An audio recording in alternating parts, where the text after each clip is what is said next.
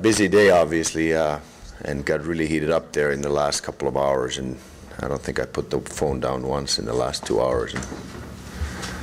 And very exciting for us. I think the one area that we needed to address and wanted to address was getting more offense for our team, somebody that can play the power play, run the power play, score some goals for us, and a threat offensively, an explosive player, and a player. When a player of Marian's caliber became available, we were extremely excited about the opportunity, and we worked on it for quite a while to get it done. And then, like I said, it got heated up in the last 2 hours there, and we finally got it done. I think we were kind of pushing the limit there at the end with the no trade clause that had to get done, and the papers had to get sent down. So there wasn't much more time that we had to get it done. So we're glad, very excited that it got done.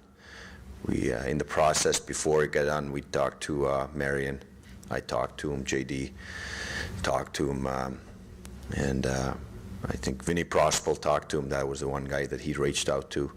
And he seems genuinely excited about the opportunity, so that's all we could ask for, and that's something that we wanted to get convinced about too, to have a player that wants to come here. He's excited about coming here. He's excited about our team, the opportunity of becoming a member of our team and helping us moving forward.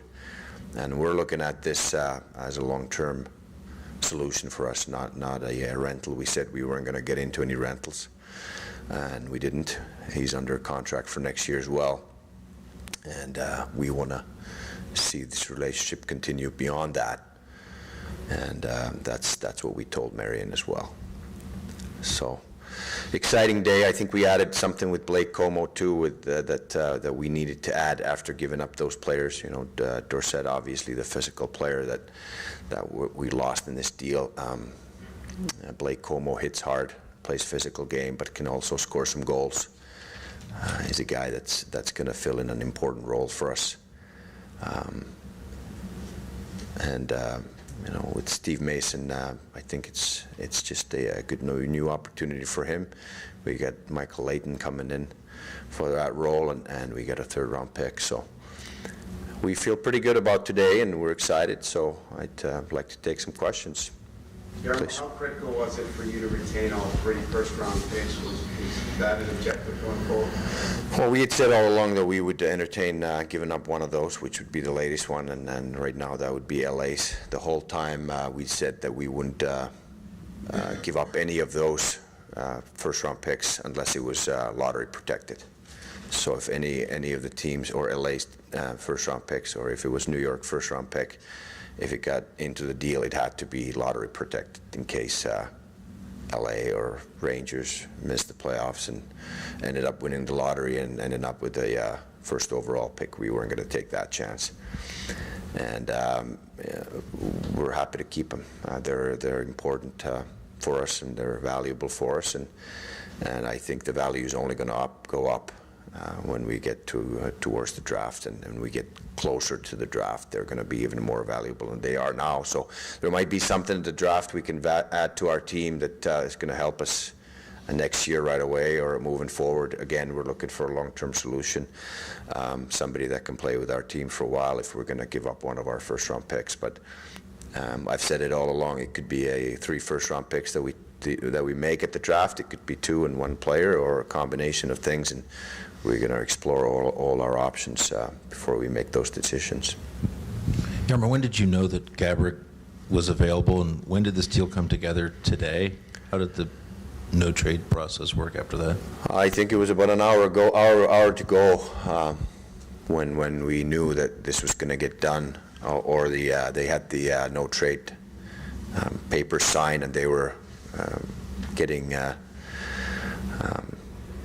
they were getting those to the league. There was a guy waiting behind Marian's door to get everything expedited, and we talked about it for a while. I don't really want to get into specifics of how long our talks took, but it was a process, and it's a big deal for both of us.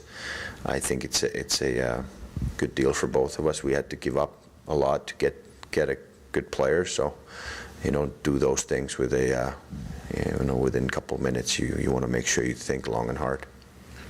Does this fit the description of brick by brick, or is this a larger brick than maybe you anticipated being available? It's a brick. And I think that, like I've said all along here, and I'm going to keep repeating myself probably, but we're excited about it. I think the coaches are excited. Our team's excited. We're adding a piece that we needed. We're adding some, a player that scored 40 goals 3 times in his career. He's not an old player by any means. He's a great athlete. So I don't know if there wasn't a better opportunity for us to pursue to help our team right now and in the future to address the need of goal scoring, adding offense, an explosive player. His numbers this year with the Rangers are not great. They're not Gaborik-like numbers. Is he the player he was a few years ago? Is he still the explosive, game-changing player? We believe so, absolutely. I don't think that he's been very consistent throughout his career. He's healthy. He's in great shape. Like I said, he's a great athlete. He's always been that way. There's no issue with that way. His health is perfect. He's in great shape, and he's a great athlete. So every player, even the biggest stars, they're in slumps sometimes, and that's just natural, and that's human. And maybe he's been in one of those lately, but we believe he can be the same player or better than he has been in the past. Did you approach this deadline looking to possibly move Steve Mason, or was that an opportunity that presented itself? Well, we were exploring every opportunity that we could to improve our team, and obviously with the play of Bobrovsky, Steve Mason has not played as much. His contract's coming to an end, and there's a business side to every decision as well.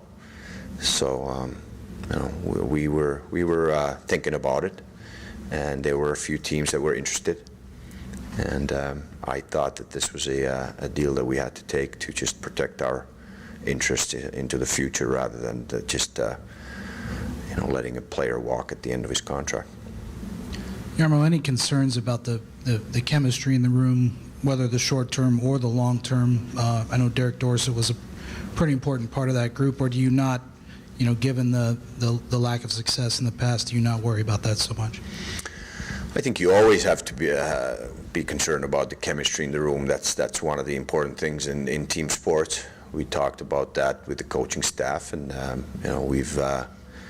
we realized the importance of Dorsett in the room, but also he's been injured for a while, and our team's been doing pretty well without him. We felt that this was a situation where we could, the team chemistry is going to be fine moving forward too. You have a game tomorrow night. Do you know when these guys will arrive, when they might join the team? I think Marian will be in our lineup tomorrow. JD, you want to get into more details about how that's going to go and help me out here a little bit? I think we're going to make sure that he will join our team as soon as possible, and JD's made some special arrangements. Yeah, the ownership here is 100% behind us, obviously, and we have the opportunity to take an aircraft. I'll jump on it tonight, fly to Teterboro. We'll pick up Marian and get him right into Nashville tonight. Reason being that it's good for him to meet our people, to be able to practice in the morning, game day skate, get his equipment organized, all that stuff. Incidentally, Mark Letestu has agreed to move number 10 and give that to Marian, and he's going to wear 55. 5 plus 5 equals 10, so he still keeps a 10, which was that's the type of team we have. We have people that are very team-oriented, and that's a good thing. So we'll get Marian picked up tonight. We'll get him to Nashville and get him organized. Blake Como most likely won't, coming from Canada, you have to work on immigration, so that'll take us a little bit of time. Michael Leighton, the goalkeeper, will be there tonight too, so we're all set.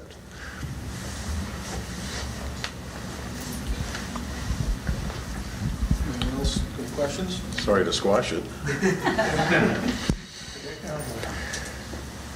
Just Thanks. Jarmo, you had to kind of weigh the delicate balance of having a team that's right there on the cusp of the playoffs and look towards the future. How much did that go into what you were considering all through the last couple of days in terms of balancing what is here and now and what you want to do in the future? Well, I've said all along that definitely we wouldn't just go for rental. So there was no way we were going to give up any of our future to get a player that just would help us this spring to try to make the playoffs. So we were offered a lot of those too. We said no to every one of them. And Marian, like I said, has a contract this year and next year, and we believe that he can be with our team for longer term. So that's basically it. We weren't going to do a rental to just give us a boost this spring. Okay. Thanks, everybody.